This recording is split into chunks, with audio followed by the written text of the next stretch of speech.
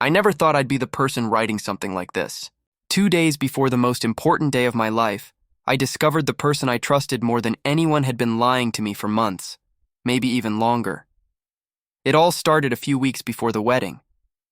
My fiancée Emily began acting off. Small things at first, brushing off texts, sudden work meetings, a distracted air whenever I tried to talk to her. I convinced myself it was just stress, the wedding planning, the family drama, the endless to-do lists.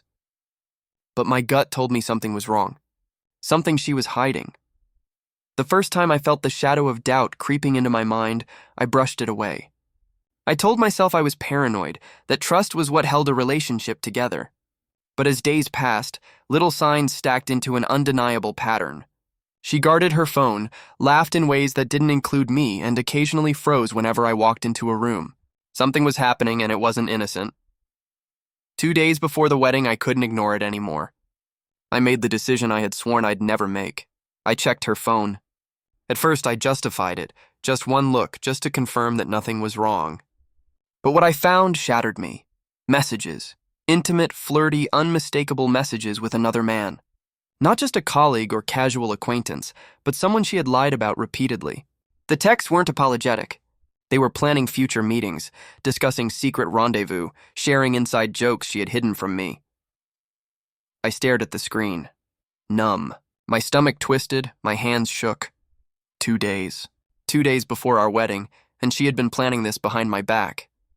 Every vow, every promise, every moment we were about to share, it suddenly felt like a cruel joke. I didn't confront her immediately. I needed to see it with my own eyes, to confirm it wasn't some misinterpretation of texts. So I followed her that evening.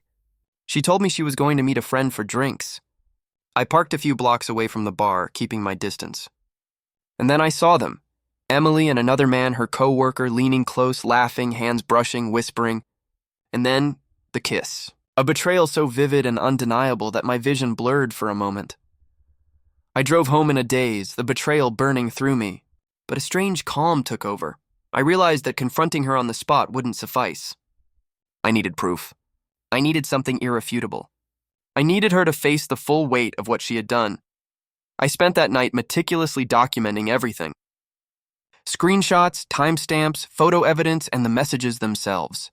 I wanted the entire story preserved, something she could never deny. I also made a silent promise. This wedding would not happen, and she would understand why. The next day, I asked her to meet me at home, ostensibly to discuss wedding details.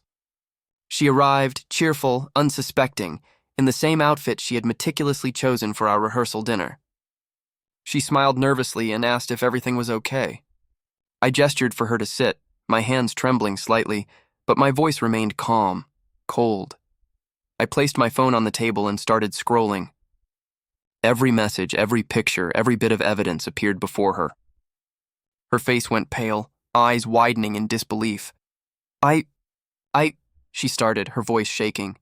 You thought you could hide this, I said quietly. 2 days before our wedding, Emily. All your lies, all your secrets, everything you've done behind my back. It ends now.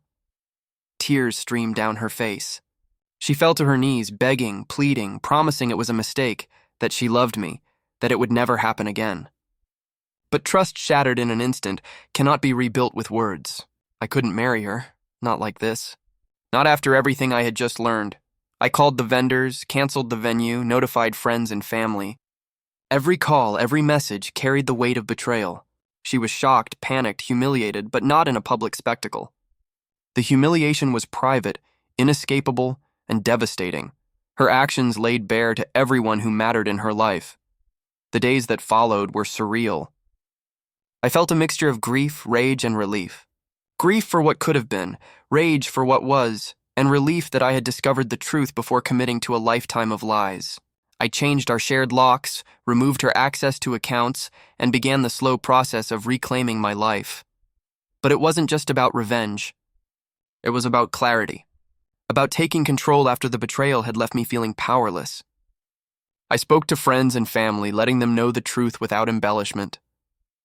I watched as the reality of her actions settled around her like a shadow she could not escape. I also had time to reflect on the relationship itself. Months of careful deception, of smiles hiding secrets, of whispered lies. I realized that the Emily I thought I knew was never fully real. The Emily who had planned to cheat while promising forever to me, she had been a stranger for a long time and I had been blind. In the aftermath, I focused on myself. Therapy, friends, and solitude helped me process the pain. I learned to trust my instincts, to honor my boundaries, and to value the truth above appearances. Emily faded from my life as she should. She begged for forgiveness, but some breaches of trust are irreparable. Some betrayals cannot be smoothed over with apologies. The most painful part wasn't losing her. It was realizing that I had almost spent a lifetime building a future with someone who would betray me at the last moment. But in catching her, in documenting the truth, in taking control, I saved myself. I prevented a lifetime of deception from turning into a lifetime of regret. 2 days before the wedding, I discovered the truth. And though it hurt like nothing else, it spared me from a far greater pain. Betrayal is a poison, but revelation is a cure. And sometimes the timing of that revelation is cruelly perfect, but merciful all the same. Now, months later, the pain has dulled, but the lesson remains. Trust is sacred. Lies are toxic. And sometimes life gives you a last-minute revelation that saves you from a lifetime of heartbreak. I caught my fiancé cheating just 2 days before our wedding, and though it shattered my world, it ultimately saved it.